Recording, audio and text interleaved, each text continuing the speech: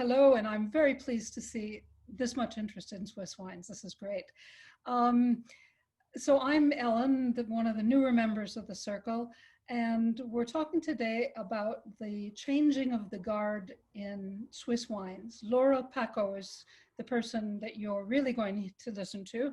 I'm just here to give a little bit of background on Swiss wines to put it into some kind of context for you, and to introduce Laura a little bit. So Laura, for a start, let me tell you something about her, and then you can look at her while I tell you about Swiss wines, if you like. She went to the École Hôtelière de Lausanne, the Lausanne Hotel School in Switzerland, where she got her degree. She did a 5-month internship in Brussels. While she was there, she also spent 5 months in sales and marketing at Klein Constantia in South Africa. So before you guys all joined us, we were talking about that a little bit with Winnie.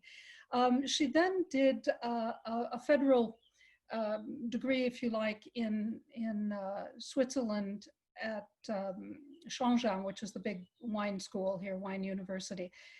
She did her training in Graubünden, which is the German-speaking part of Switzerland, also with the Cave Domaine Denis Mercier in Sierre, which many of you will know from your trips here.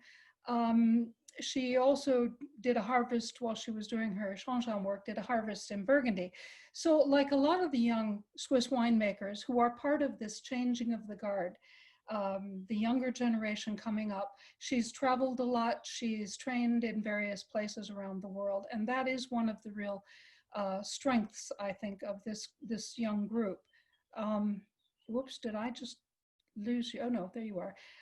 Okay, let me tell you a little bit about Swiss wines, because not everybody is super familiar with them, for a very, I think, a special reason, which is that only between 1.7 and 2% of all Swiss wines are exported.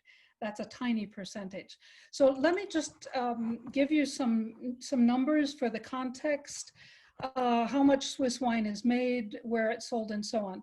So Switzerland has 15,000 hectares, roughly, of vines, making it more or less the size of, half the size of Burgundy, to put it into context. That's a production. The production is under 80 million hectoliters. It's about 80% of what it was 20 years ago, okay? When we say less than 2% is exported, about 10% of the 1,500 producers, people who do it commercially, make wine commercially, actually export. But given that it's only 2%, you can see that a lot of them have very small export businesses. So the standard joke is that the Swiss love their wine so much that they drink it all, which is roughly true, but you also have to keep in mind that home production is less than half of consumption of wine here. It's only 36 to 38%. So of the 255 roughly million liters of wine consumed, about 163 to 170 million liters are imported, depending on the vintage and various other things like the Swiss franc and so on. So there's always an effort here to protect producers from a possible invasion, if you like, of imported wine. Given this reality and the size of the vineyards, which are mostly, virtually all, small, certainly by world standards, family businesses, a lot of artisanal wines, and Dennis, who is here, who you should at least wave, Dennis, so we know who you are, writes a blog on Swiss wines, and it's all about the whole business of artisanal winemaking here. So marketing is mainly to the home market, although obviously anybody who exports has to think about more. The exports in terms of size, Europe is first, with Germany getting about 60%, then the UK, then Asia, especially Japan with white wines, and then the Americas, and that of course would be mainly the US. The other thing that I want to mention about Swiss wines is the issue of price. And I don't know, Laura, if you will touch on this, but you should all be aware, if you're not on the mailing list, that I just got my mail from Jancis Robinson this morning, and Julia Harding has an article in there, which I think is very, very good. She's reviewed 96 Swiss wines. that she's tasted in the last year or so.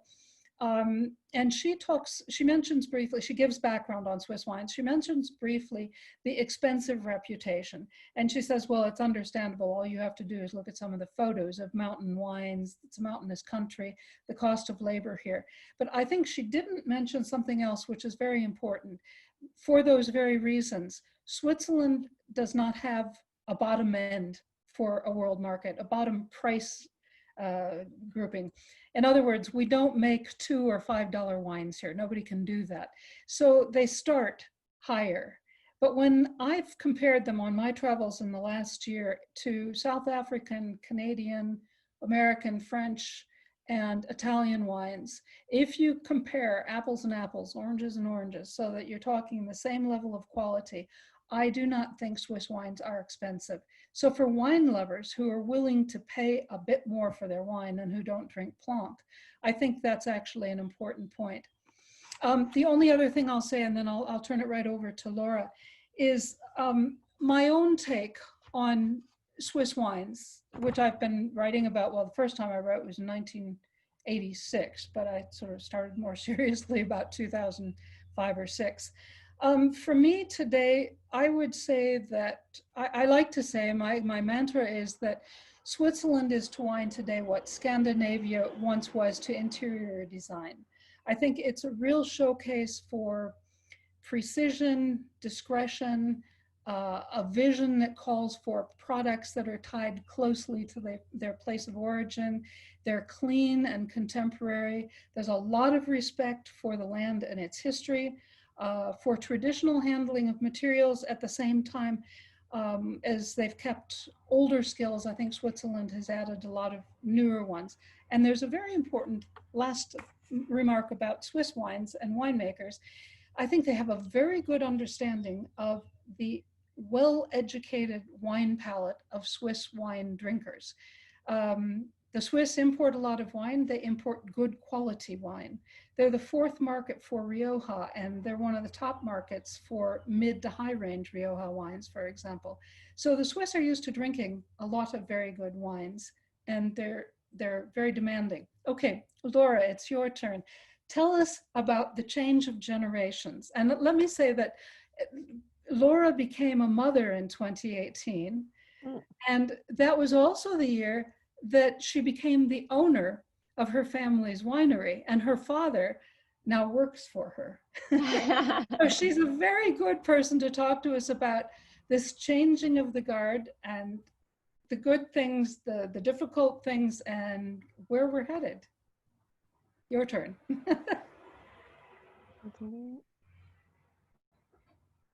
Maybe, can you see?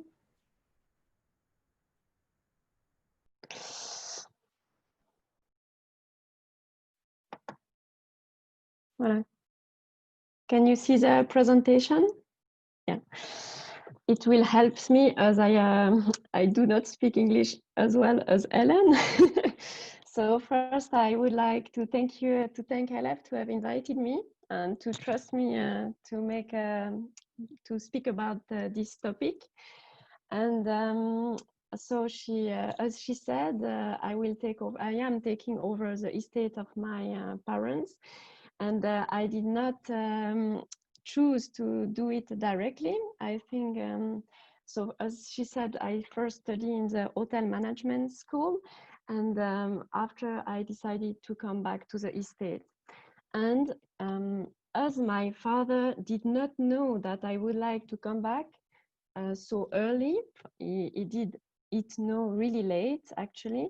So he split the estate into 2 different parts, and there is then the vineyard part subject to agricultural law, and there is the cellar and selling part subject to commercial laws. And I think it is really important to speak about these differences, because as Ellen said before, there are still a lot of family estates in Switzerland, and in Switzerland we have this agricultural law that facilitates the takeovers in the families.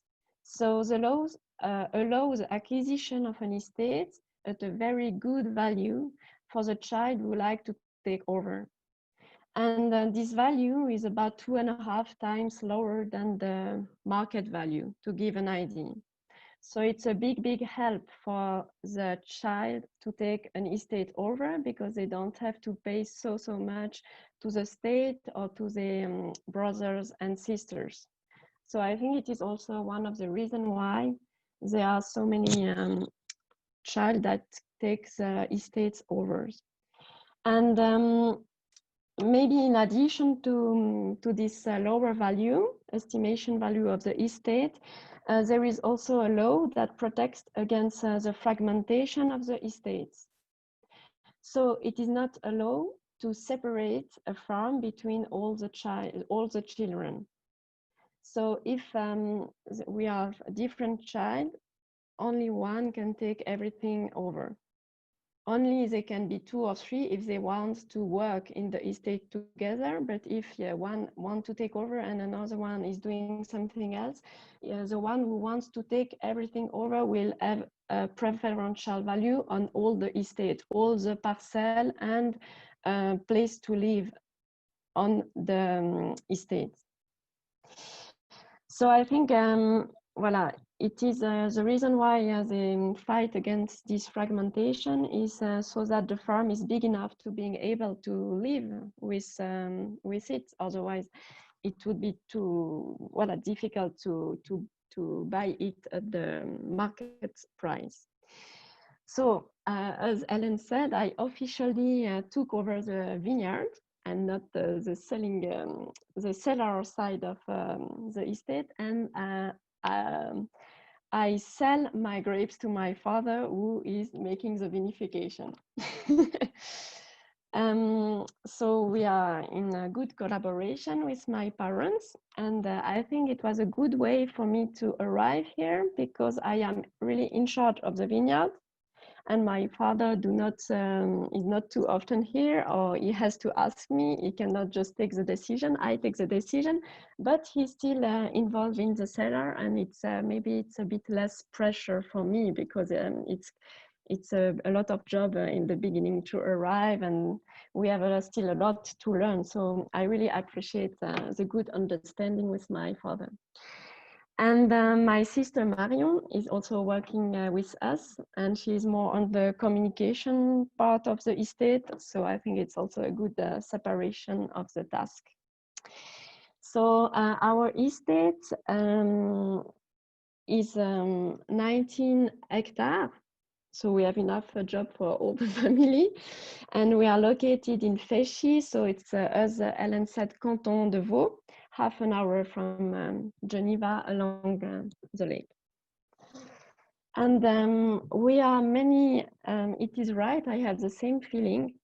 We are a lot of young people taking over estate here in Switzerland. And we really feel good dynamics. We really know each other well. We have good opportunities to meet and to communicate. And maybe, so I was thinking about the subject. I am not the proficiency, it's only my way of thinking, how I feel the situation. I would say I see 2 main trends, tendance. And I think it's not only in the wine industry. First is a lot of women compared to the past. And second is a strong interest in organic wines. So maybe let's stop for a while on the woman involvement.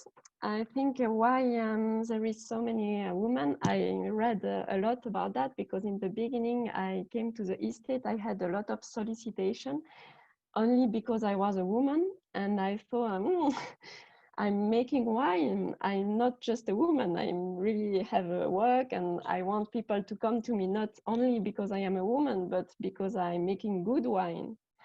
So I read a few stuff about this topic, and I think the first thing is that historically, women did not really drink wine because of the Christian religion. It makes the woman drinking wine a symbol of debauchery. Well, So I read maybe the main belief before it was that it brings incompatibility of wine with the reproductive function of the woman. And wine was said to have contraceptive properties. So that was one of the reasons why women, it was not accepted to drink wine. And it was also the risk that the menstrual blood stains these diving drinks. So it's the diving drinks, the blood of Jesus. And the fermentation was kind of a magical process. So until recently, it was thought to be possible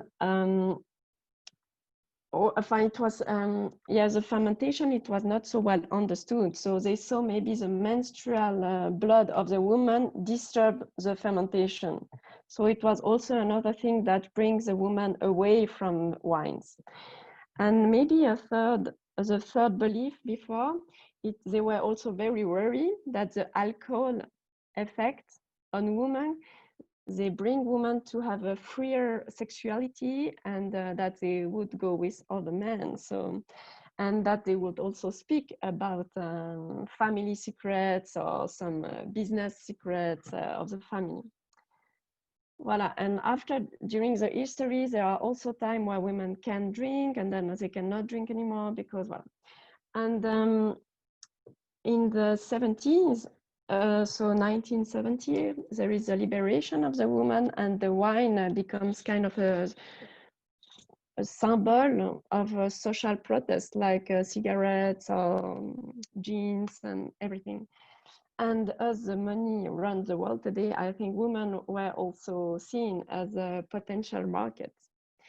So the change of mentality started there, and not only for the wine industry, I think it was a bit everywhere. It's what I think. And in the wine, there is like a really evolution of knowledge, also in particular with alcoholic fermentation. So we can say it's not true that the menstrual blood brings the fermentation wrong. And also maybe the mechanization. So now we can work with some machines, and we can, it's less physical work. And also maybe the transmission of a farm to a woman, it was not accepted before. It was always the boy who could take over the estate, and now it's behind. It's the same for the parents to give the estate to woman or boy.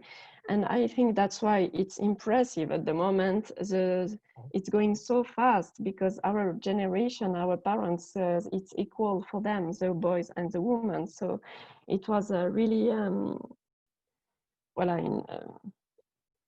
new revolution to give the estates to the woman. And it's not so far away. My mom has a brother, and he was supposed to, my mom also has a wine estate in her family. And in her family, it was for sure her brother who was supposed to take the family estate over. And for him, it was terrible. He did not like this kind of work, and he made depression, and finally he did something else. But it was a big pressure on the boys of the family to make it going again. And maybe a last small point for the woman involvement in the wine industry is all this IT, digital, and commercial part, which take also more and more importance, and women are good at. So let's, as Ellen Wallace said, I have a daughter, and I hope when she will be adult, we will not need to speak about this topic anymore. I hope it will be equal for everybody, and we will be as many girls or boys. So maybe let's come back to all the younger generation in general, and not only the girl.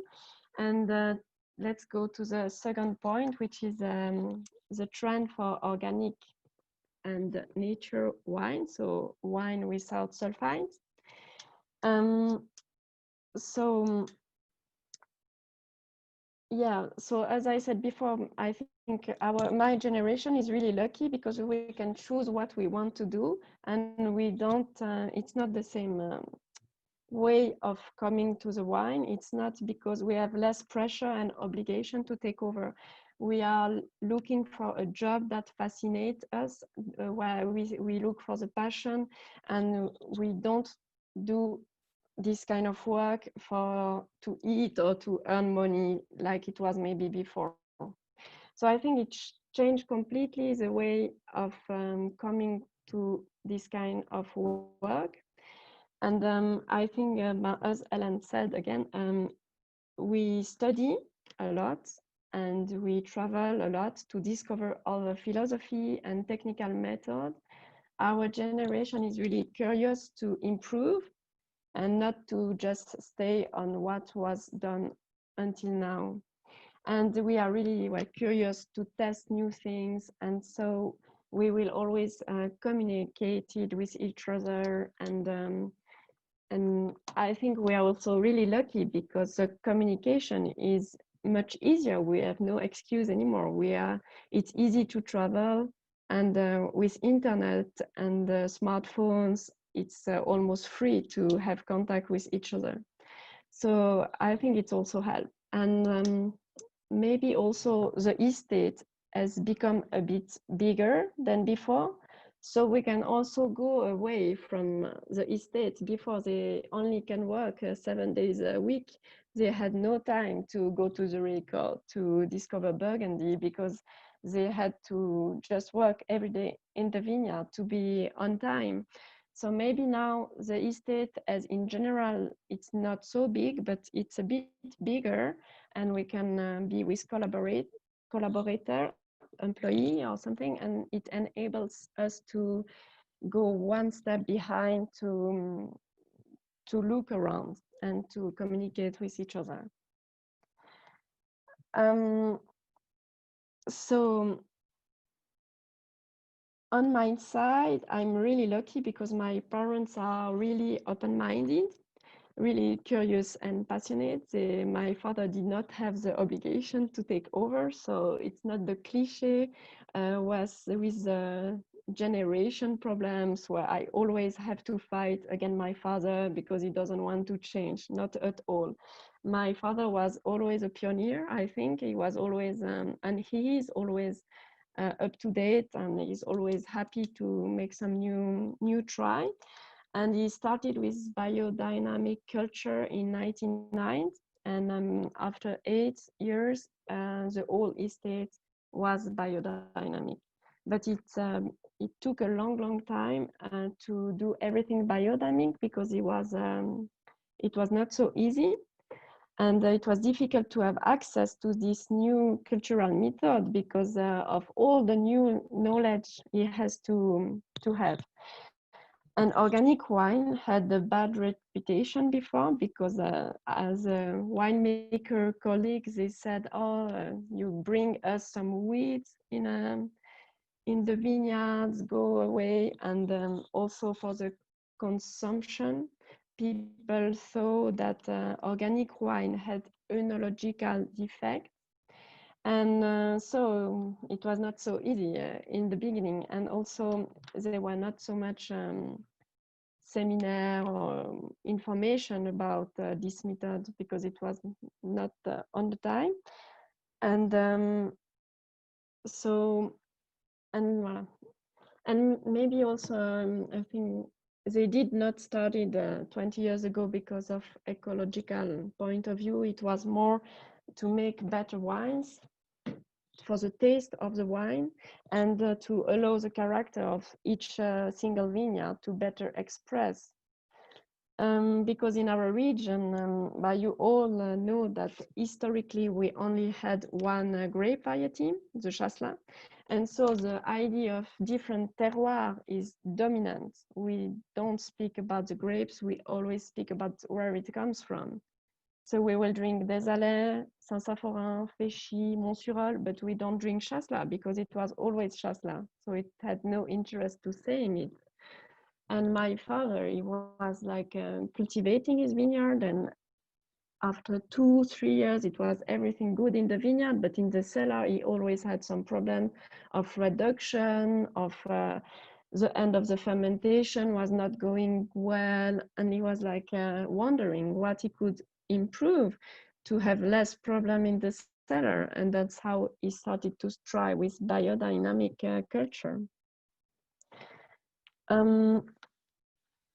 And I think the challenge of, well, I think a lot of young people come to organic wine, not absolutely biodynamics wine, it's something else. If someone has a question later, I can answer the difference. But I think maybe the challenge for our generation will be also to work more naturally in the cellar, because with organic we feel a lot about farming, but I think in the cellar it's not so well known, but it's a really big challenge to work without adding anything in the wine, only grapes in the wine, and also maybe less sulfite. So it's also, I think, a good challenge for our generation. But also wine, we don't have to forget that the wine come from the human, so otherwise you wouldn't exist. So we still have to keep the control of what we are doing, because the way the wine is only for pleasure. We only drink wine for the pleasure.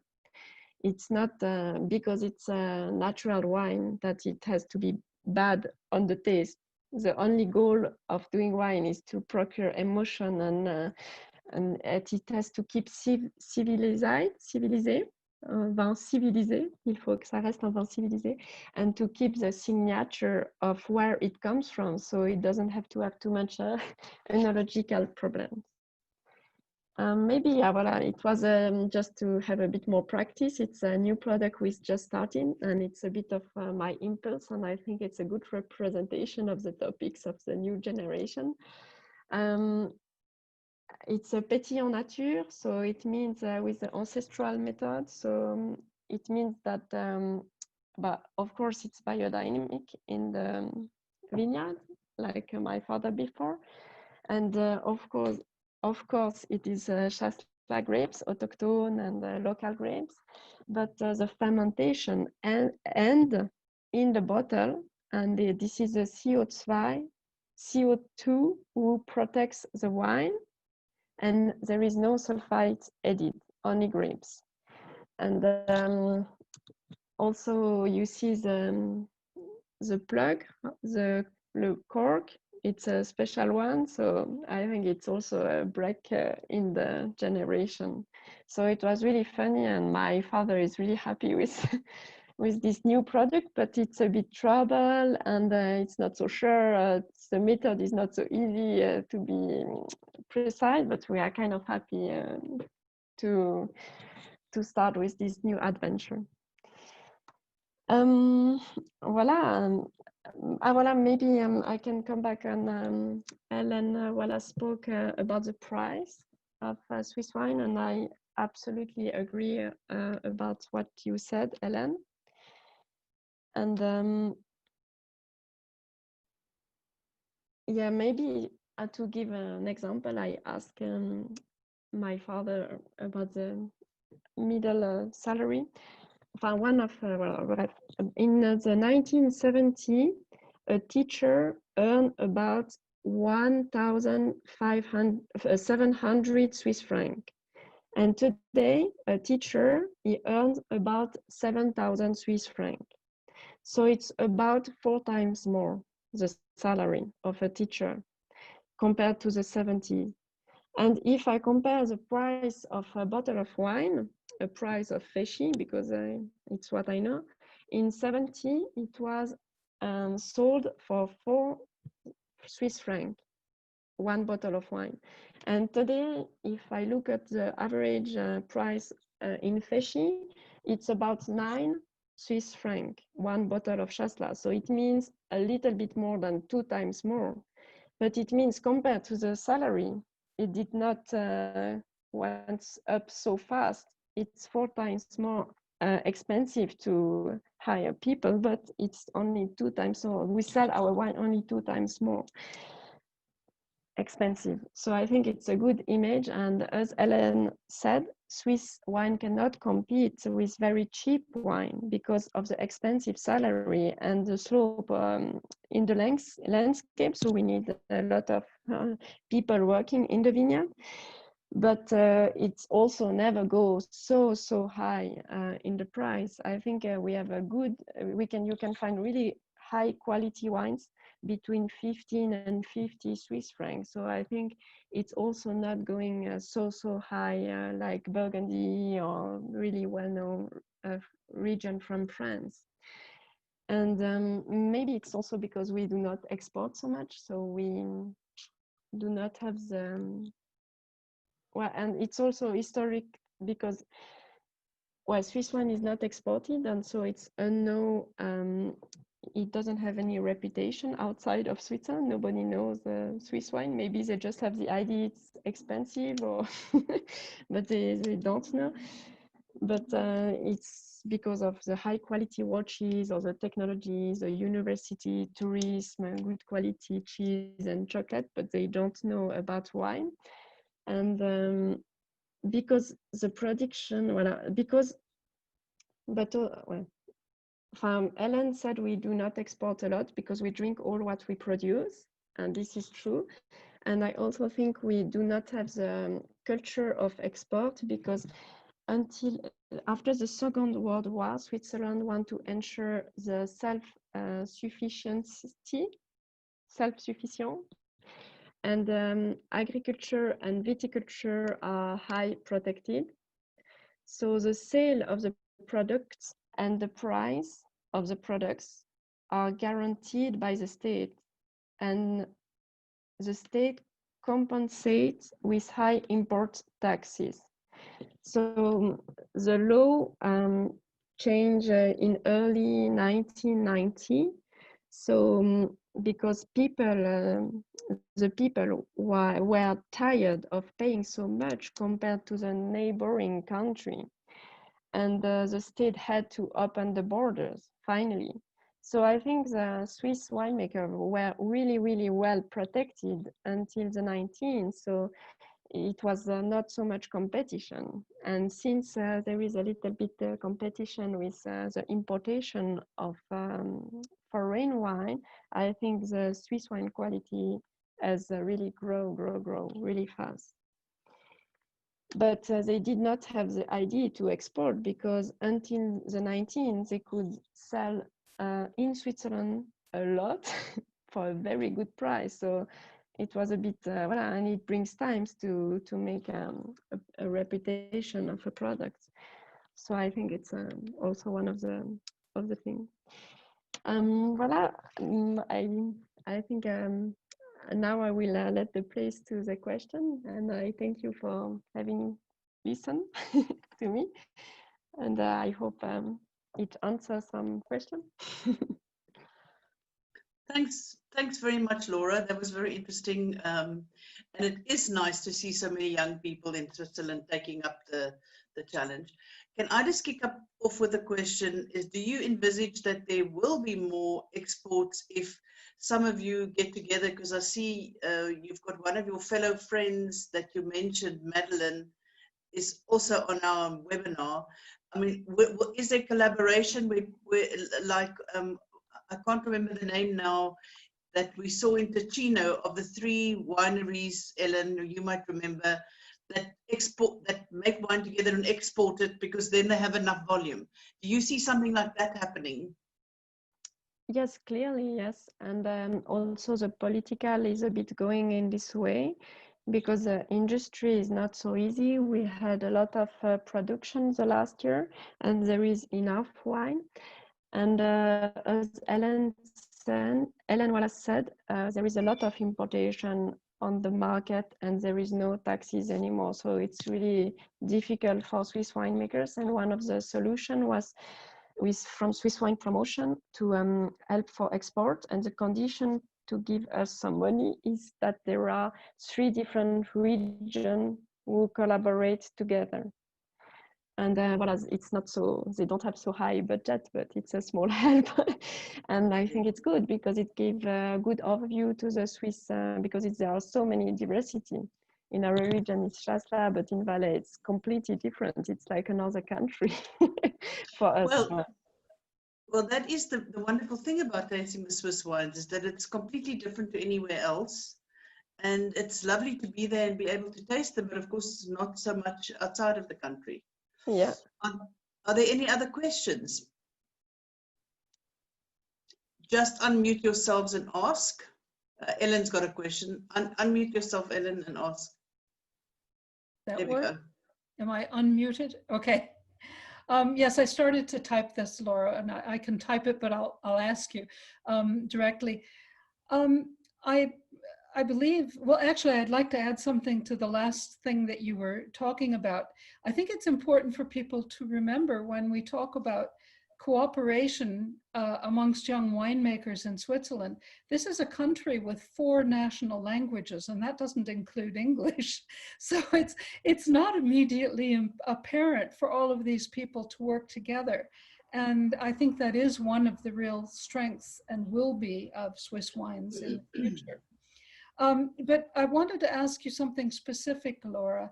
I believe, this is just my memory, I don't know if I have it accurate, but I believe that your family now has about twice as many hectares as when I met your father in maybe 2006. And I'm wondering, you know, it's not easy to buy land in Switzerland. Is it difficult for a winery to grow its size? Because you were talking about how important that is if you want to avoid fragmentation of the land, have a winery large enough to support a family. Is that difficult? Yes, my father always wanted to buy a little bit of land, but it was really not easy because no one wanted to sell some land. Maybe you have already been here, but it's really beautiful with the lake, and we are between Geneva and Lausanne, near the airport, and Switzerland is going well. So a lot of wine growers were hoping that the single vineyard was being able to be allowed to build buildings instead of vineyards, because the price was not the same. And now it has stopped. It's really well protected. It's not possible anymore to build a house on a vineyard field. It's really, really, really, really strange.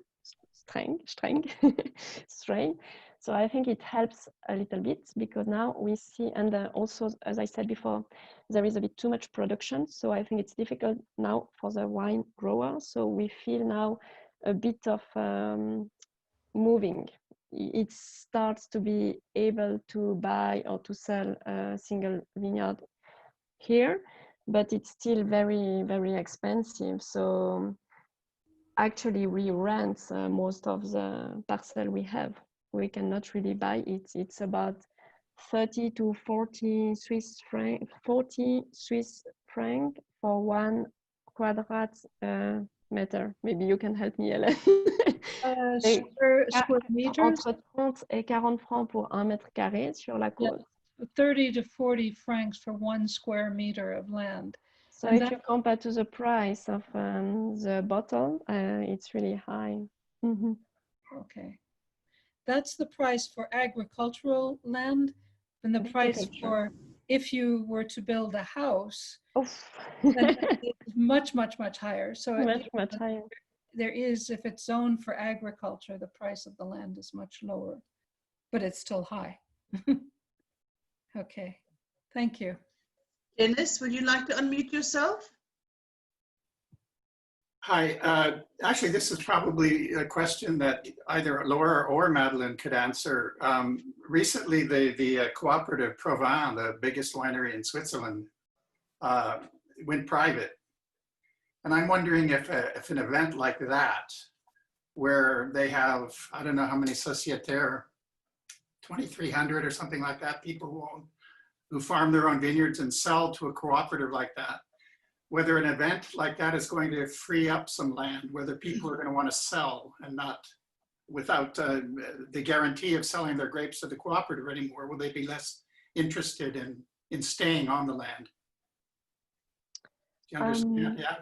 Maybe Madeleine, you like to present a bit Provins with how big it is and how important it is in Valais and. Just unmute yourself, Madeleine. Okay, can you hear me? Yep. Yep.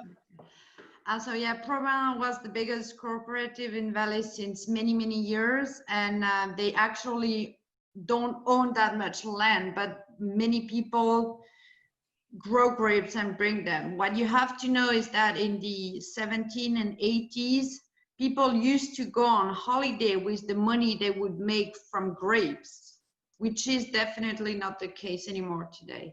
So it's a charge for people that have a vineyard and that have to work for it, and they don't get enough money with what they pay for 1 kilo of grapes at the moment. And we noticed this year we had many people asking us if we wanted to rent vineyard, not sell, because as Laura said, it's the same in Valais. We always hope our land is going to be for building a house. So people just rent, and they ask us, would you like a new vineyard? And they ask many small wine producers for that. And that's what is changing. And we really hope we are not going to lose too much surface of vineyard in Valais because of this, what is happening with Provins at the moment. Yeah. Well, it just seems to me it would be an opportunity for people to not grow big, but smaller producers to be able to make enough to export, to diversify a little bit. Yeah, I think, yeah, you are right. And it's always good not to put all the eggs in the same bowl. So it's also why we invest, Domaine La Colombe invest a lot in export. It's until now not really economically, well, it's stupid because in Switzerland we don't have enough wine, people have enough money to buy wine, and we go to the US and to Japan to sell Swiss wine. So it's a bit crazy, but I think it's exactly what you say. You never know what happened, and you are too dependent on your neighborhood, and economy can also go down in Switzerland. It will not always be the paradise like it is now. Maybe. Meg has a question for you, Laura. Laura, thank you so much for this talk. I have really rarely had Swiss wines, and I'm really excited to taste them. I'm in the United States, and I think it's going to be challenging for me. We have one. We have someone who trusts us in the US. And, excellent. I'll seek it out. My question is for you as a farmer, a viticulturist. What kinds of problems do you encounter in the vineyard? What are the common problems you encounter maybe in your region, and then some of the particular obstacles that you're struggling with right now? In general, not as a girl or not. No, as a farmer. But we are really worried about the climate change. I think our generation, we always, if we plant new grapes, we never know if we should keep our autochtone grapes or we should make some other try, but then it's maybe difficult to sell. So I think for me, it's really a stress. And after, but it's not so easy. For us, we have a new disease, so also for the organic side. It's not, coronavirus made a lot of noise, but the vineyard lives with a lot of disease. They were imported from outside, first mildew, oidium, phylloxera, and now Suzuki, flavescence dorée. So it's also a big challenge for us for the organic, because we cannot adapt so fast. It always has to be slow. So for me, it's really stressful. And I would say really on the farming side, and maybe for the organic side, the biggest challenge is also to manage the grass, because of maybe we each year, en tout cas since I am here, we have less water in summer, so we are always a bit worried about to have not enough, and that the vineyard is stressed. So we have to find viticultural way to enable the vineyard to not to suffer too much about not enough water. In my region, we are not allowed to give water to the vineyard because normally we have enough. So we find a way, and it's going well, but we hope it will keep going like this. Otherwise, we have to pump water in the lake, and that's not possible. That will never be allowed. Yeah. Mm-hmm. Okay, thank you. Good. Thank you. Thanks, Meg. Liz has a question for you. Hello, thank you. It's been absolutely great so far. You mentioned the need for more organic practice in the cellar. There are, I think, existing EU rules on this. Do you think they go far enough, or do you think people should do more? We are personally certified with the Demeter label, which is a biodynamic label. And I think it's going really, really, really far. Actually, we are not allowed to put anything in the wine. So we have our own lees. We use really, really low sulfite. And we are not allowed to add some food for the, how do you say, les levures? Yeast, food for the yeast. No. Yeah, yeast, yes, yeah, that's right. So we are not allowed to give food to yeast. We are not allowed to, yeah, and nothing. But we noticed that the time is the best remedy, the best help to have a harmonic wine. No, really, it's not just poetry things, but with the yeast you can do a lot. So sometimes if the yeast is too much reductive, sometimes we put the juice away and we keep the yeast. We work the yeast, we bring some oxygen in the yeast, and after it smells good again, and we put it back in the tank. So it's really, and after you just need time. For the wine, we have to bottle in April. We have to make a filtration, otherwise we are not sure it's stable. But for the wine you have for 1.5 years or for 1 year, you do not need to make filtration because you know your wine and you know it is stable. So I think time is a good, and I think we lose a bit this kind of time because everything has to go too fast today, and the wine is not adapted to this kind of thinking. So I think we come slowly back, and I think we have to take this crisis as an opportunity to do longer, to try to age the wine longer. Yeah. Does that apply to organic as well as biodynamic?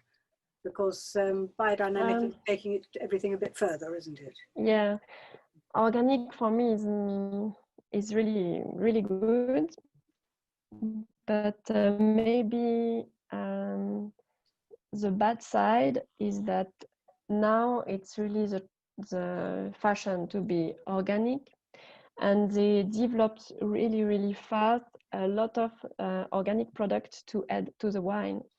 And so I think for me it's not really the goal. The goal is not to depend anymore on this industry of selling product, œnological product, and to give a strong example, they are thinking about making organic herbicide to spray on the grass, and I think it's not really for me it's really not the right way. It's like you do not change your way of doing it. You do like before, but with organic products. For me, it's a bit wrong. But there are a lot of organic people who are thinking really, really far. But I am a bit afraid about this deviation of the organic side. It's become maybe too much important industry. And a bit. That's great. Thank you very much. Thank you. Thanks. Then Laura, Simon says that he's very happy to say that there are 2 of your wines being imported by the sampler in Islington and Wimbledon. Unfortunately, they're both out of stock, so can you please put them on the water immediately so that you can have some more? But I'd like to know, he mentions 2 wines, La Colombe and Grand Cru. Can you please tell me what the varieties are of those wines? Are they blends or single varieties? No, Fesci La Colombe. Or which wine? He mentions two wines, La Colombe and Brez Grand Cru. Ah, voilà. This is well, in my region, Vaud. If we do not tell you what is the grapes, it's like Burgundy. It means it is Chasselas. Ah, okay. Otherwise, we say if we. Then I need some of those when I get back there. Okay. Right. And Sue has a question. Does Switzerland have a natural wine category like in France? I wanted to look for that before coming to this today because it's really, really new. I think they try also to make some rules, but it's not official. It's a winemakers involvement. Okay. Winemakers tries together to do it. It's not actually official with a label. Okay, fine. So actually now there is no label, but we personally we do like in France. So I think it's 30 milligrams for white wine. It's 33 in France, I think. So it's about the same. Voilà. Yeah. Yeah. Okay. I think we do more or less the same, Okay. but it's not official. Okay. Thank you very much. Thank you. Are there any other questions? Any comments? I have. Oh, Simon has some. Oh, sorry. Sorry, Ellen. Let me just. Simon. Yeah. Wants to ask something.